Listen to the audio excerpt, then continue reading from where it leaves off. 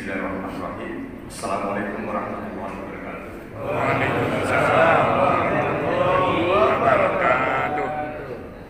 Alhamdulillah wa syukurillah wa la hawla wa la quwwata illa billah. Allahumma shalli ala sayyidina Muhammad wa ala ali sayyidina Muhammad.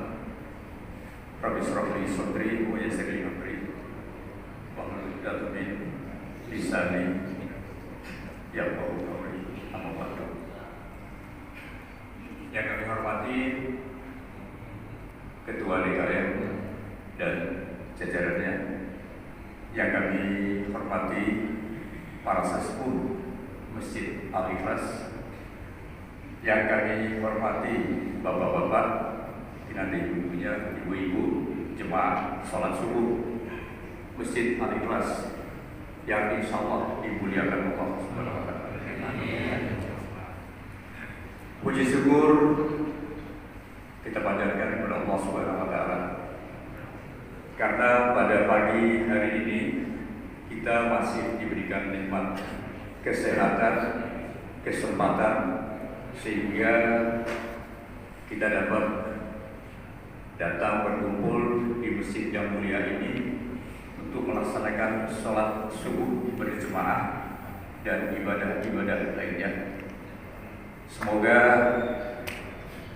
pahalanya dilipatkan atau dilipat gandakan oleh Allah Subhanahu wa Ta'ala. Salawat dan salam pada junjungan kita Nabi besar Muhammad sallallahu alaihi wasallam. Semoga telah kita mendapat syafaatnya di akhir zaman. Bapak-bapak, ibu-ibu yang saya hormati,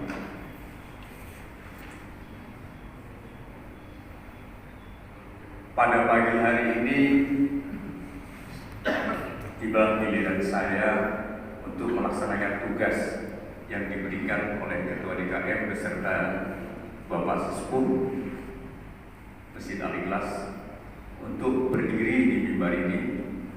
Saya mohon maaf untuk berdiri di sini memberikan sedikit ceramah yang mungkin berguna untuk diri saya sendiri dan tentunya saya harapkan pada bapak-bapak semuanya. Sesuai dengan komitmen, sebenarnya jadwal saya adalah Selasa bulan yang lalu, minggu yang lalu, Selasa minggu yang lalu. Tapi karena saya berhalangan, saya pikir saya udah aman. Jadi hari ini udah orang lain gitu. Rupanya belum aman.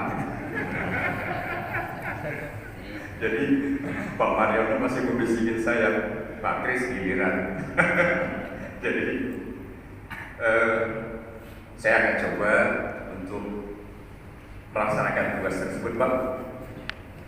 Dan sesuai dengan komitmen dengan Pak Ketua DKM serta sesepuh, bahwa untuk pagi hari ini dan sebenarnya sebelum-sebelumnya pada teman-teman yang lain atau sahabat-sahabat yang lain tidak diadakan tanya jawab dan tidak dibahas masalah fikih atau hadis, karena itu masing-masing telah disampaikan oleh guru kita masing-masing. Jadi saya akan coba secara umum aja. Untuk itu akan saya coba adalah masalah sholat dan kesehatan. Jadi judul kultum saya pagi hari ini adalah sholat adalah doa dan pengaruhnya terhadap kesehatan. Jadi sholat itu adalah merupakan doa dan pengaruhnya terhadap kesehatan.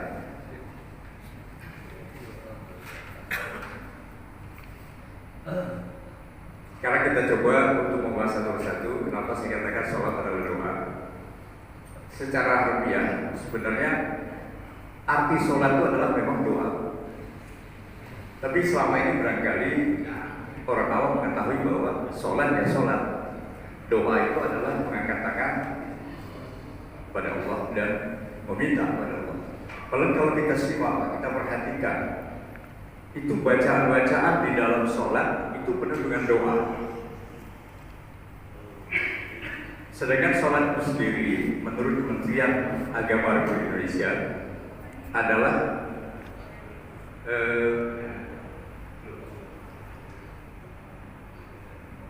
istilahnya berupa bentuk ibadah kepada Allah yang terdiri dari perkataan dan perbuatan, dimulai dengan takbir dan diakhiri dengan salam.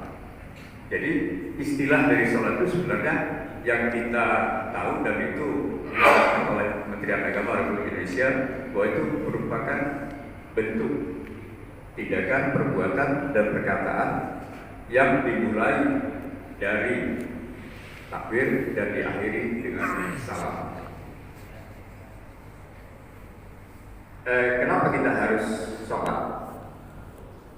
Kita semua tahu bahwa sholat merupakan rukun Islam yang kedua setelah mengucapkan dua kalimat syahadat, dan itu wajib hukumnya. Di dalam Islam kita juga mengenal adanya hablum minallah dan hablum minas. Hablum minas merupakan hubungan kita sesama manusia, baik hubungan kita dengan masyarakat, dengan instansi, dengan atasan kita, bawahan kita, ataupun dengan sesama rekan-rekan kita. Sedangkan hablum minallah, semua kita tahu itu adalah hubungan kita dengan Allah, dan diantaranya adalah melalui sholat.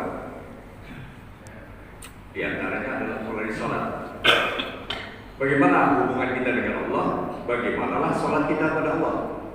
Apakah kita rajin mengerjakan sholat 5 waktu ditambah dengan sholat-sholat sunatnya, atau kita sholatnya, mohon maaf, bukan di sini Pak, tapi di tempat lain yang sekedar menjalankan sholat? Dari Abu Hurairah radhiyallahu berkata, aku mendengar Nabi Shallallahu Alaihi Wasallam bersabda, sesungguhnya yang pertama kali akan dihisab dari amal hamba adalah sholat. Jika sholatnya baik, ia benar-benar telah beruntung dan sukses. Untuk dalamnya hadis ini silakan ditanyakan nanti hari Sabtu Pak. Tidak saya bahas di sini. Jadi itu tentang sholat. Tetapi sholat merupakan doa. Kita tahu bacaan sholat itu dari mulai takbir, kemudian adanya doa iftitah. Doa iftitah itu sendiri sudah merupakan doa. Ini wajah dia lila sifat samawati wal ardh hanifan muslimah wa ma'ana minal muslim. Itu kita sudah tahu. Kemudian setelah itu kita membaca Al-Fatihah dari mulai Bismillahirrahmanirrahim, Alhamdulillahirabbil alamin, Arrahmanirrahim dan seterusnya sampai iyyaka na'budu wa iyyaka nasta'in. Hanya padamulah aku menyembah dan hanya padamulah aku memohon pertolongan. Ihdinas siratal mustaqim, tunjukilah jalan yang lurus. Siratal ladzina an'amta 'alaihim ghairil maghdubi 'alaihim waladdallin. Jalan terhindar dari orang yang sesat. Jadi itu merupakan doa. Makanya saya sebutkan memang secara harfiah adalah doa itu, sholat itu adalah doa. Kemudian kita kalau lihat adalah duduk di antara dua sujud. Rabbi firli warhamni wajburni warfa'ni warzuqni wahdini wa'afini wa'afani. Ampunilah dosaku, kasihanilah aku, cukupkanlah kekuranganku, angkatlah derajatku, berilah rezeki padaku, berilah aku petunjuk, berilah kesehatan padaku, ampunilah aku ya Allah. Itu sudah merupakan doa. Nah, masalahnya kita mengerjakannya barangkali pada saat duduk di antara sujud juga terlalu cepat Pak, gak ada tumakninanya, tergesa-gesa. Tapi kalau kita hayati, kita resapi, itu benar-benar nikmat sekali. Nikmat sekali karena yang kita laksanakan benar-benar kita menghadap kepada Allah dan berhubungan hablum minallah. Apalagi Pak, kalau salat malam itu benar-benar kita hayati sendiri.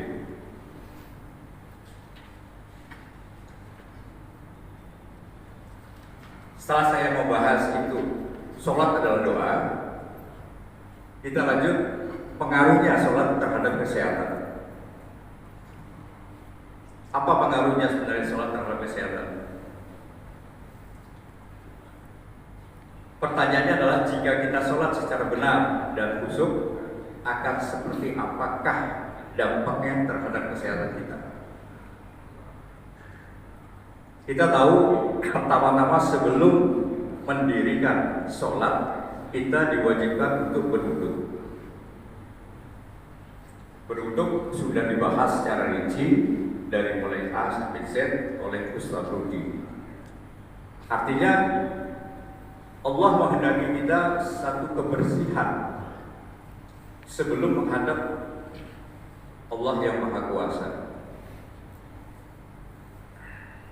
Kita benar-benar diminta bersih, suci dari segala macam najis, hadas, dan semuanya. Kita tahu orang yang selalu menjaga kebersihan pasti hidupnya sehat.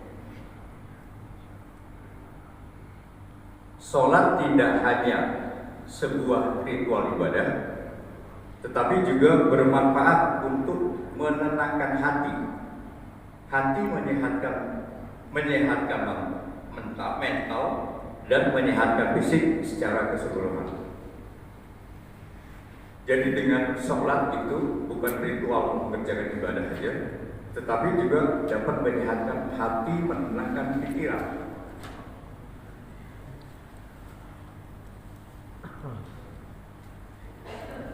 Karena pada saat kita sholat, kita memberikan kesempatan kepada raga kita, pada jiwa kita, untuk benar-benar menghadap kepada Allah. Kita tinggalkan semua hal-hal yang berurusan dengan dunia, dengan yang tadinya kita tentu sibuk dengan segala aktivitas. Terus kemudian kita sempatkan beberapa menit untuk menghadap Allah. Diwajibkan satu hari 5 kali. Disitulah kita memberi kesempatan, memberi makan kepada jiwa kita, memberi konsumsi, memberi ketenangan.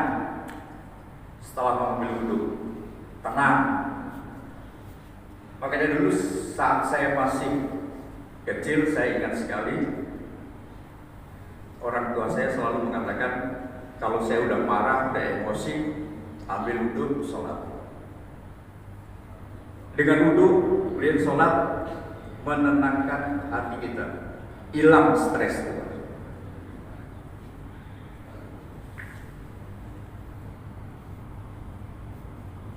Dalam hadis riwayat An-Nasai, Nabi Muhammad SAW pernah bersabda, sesungguhnya sholat dijadikan untukku sebagai penenang hati. Ini mau mendalami hadis ini silakan nanti hari Sabtu Pak, ada bagiannya. Jadi saya hanya mengutip bahagian-bahagian terpenting bahwa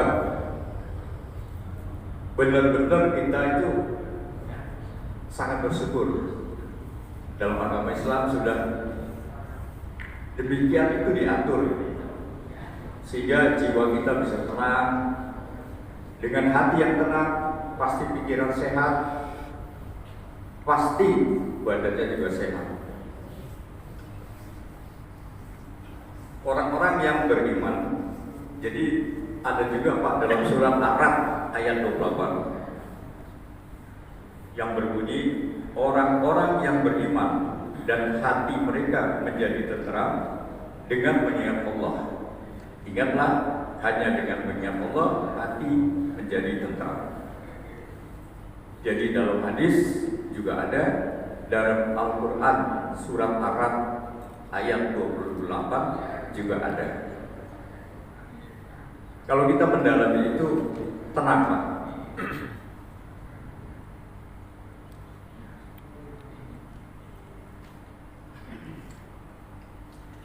Kemudian apalagi sholat malam, Pak. Sholat malam pada saat kita sujud biasanya kita akan sedikit lama. Kita memohon kepada Allah. Sebenarnya di situ akan mengalir oksigen langsung ke otak yang lama sekali, sehingga darah yang masuk atau oksigen yang masuk ke otak itu akan lama, Pak, akan bagus, Pak. Pada saat kita di situ memohon, meminta kepada Allah dengan sujud lama, di situ sebenarnya memperkaya darah akan oksigen. Kemudian gerakan-gerakan sujud ya itu memicu, dalam kesehatan disebut dengan sekresi hormon serotonin, endorfin, dopamin, dan oksitosin. Itu dengan sebutan keempat hormon itu adalah hormon bahagia. Jadi apa yang dimaksud dengan hormon-hormon yang saya sebutkan tadi? Jadi serotonin itu adalah hormon pengatur mood. Jadi kalau kita moodnya lagi gak tenang, lagi sedih, lagi cemas, kemudian lagi marah aja, saya mau hadap ketua GKM, tapi saya lihat ini moodnya lagi gak bagus nih, lebih bagus kalau kalah daripada dimarahin. Jadi itu sebenarnya adalah hormon serotonin yang mengatur. Itu hormon pengatur mood. Dengan kita sujud tadi, itu sebenarnya salah satunya dapat mengalirkan hormon itu, Pak. Kita merasa hilang stres itu, hilang enak itu rasanya. Kemudian ada yang disebut dengan hormon dopamin. Dopamin adalah hormon yang terkait dengan perasaan senang karena mendapatkan hadiah. Jadi kan kita insya Allah dikabulkan doanya, dimakbulkan doa kita berharap kita mendapat hadiah dari Allah. Itulah sebabnya kita tuh biasanya kalau selesai sholat malam atau sholat itu dengan tenang, itu akan ini, Pak, enak, puas, rasanya nikmat gitu, rasanya plong gitu.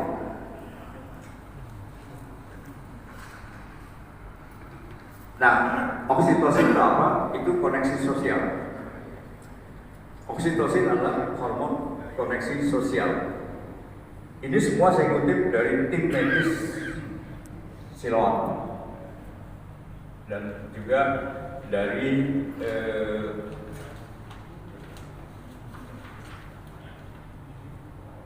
Ar-Rahmat Janika pada 6 Agustus 2023, tulisan beliau. Jadi saya mengutip beberapa tulisan ini, kemudian jadi ini sangat bermanfaat pada kita, termasuk juga hormon yang tadi saya sebutkan adalah hormon endorfin. Jadi hormon-hormon tersebut akan keluar, kita menjadi lebih tenang. Selain itu, Pak,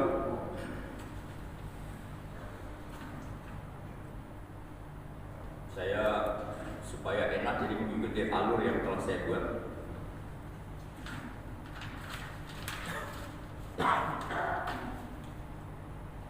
Gerakan-gerakan sholat seperti dari mulai takbir, kemudian rukuk hingga salam, itu menjadikan manfaat, Pak. Karena sistem organ tubuh seperti jantung, tulang, dan saraf kulit. Ini merupakan proses relaksasi tubuh. Jadi kita dari mulai takbiratul ihram, Allahu Akbar, terus kemudian kita rukuk, itu sebenarnya udah olahraga, Pak.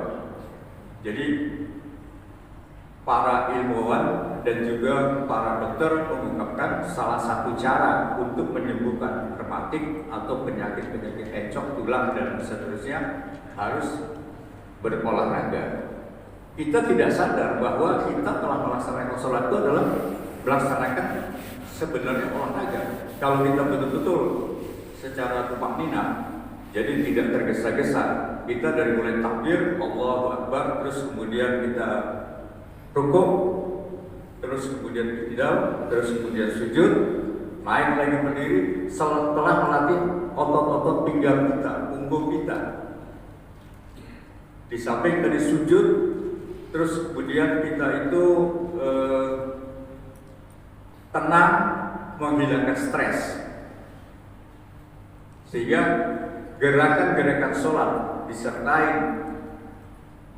perasaan-perasaan atau katakan ini kita permohonan kita kepada Allah yang kita resapi benar-benar, itu membuat stres kita hilang. Jadi kesimpulannya adalah sholat adalah doa, karena dengan sholat kita berdoa mohon ampun, petunjuk dan pertolongan kepada Allah. Kemudian sholat dapat menghilangkan rasa stres. Kemudian lagi bahwa sholat dapat menyembuhkan penyakit, yang seperti saya katakan tadi. Terakhir adalah sholat sangat bermanfaat buat kesehatan, karena dengan sholat maka jiwa raga akan menjadi lebih sehat. Demikian Pak tutup singkat saya. Semoga ada manfaatnya.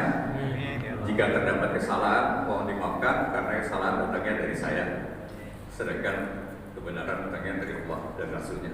Wabillahi taufiq wal hidayah. Assalamualaikum warahmatullahi wabarakatuh.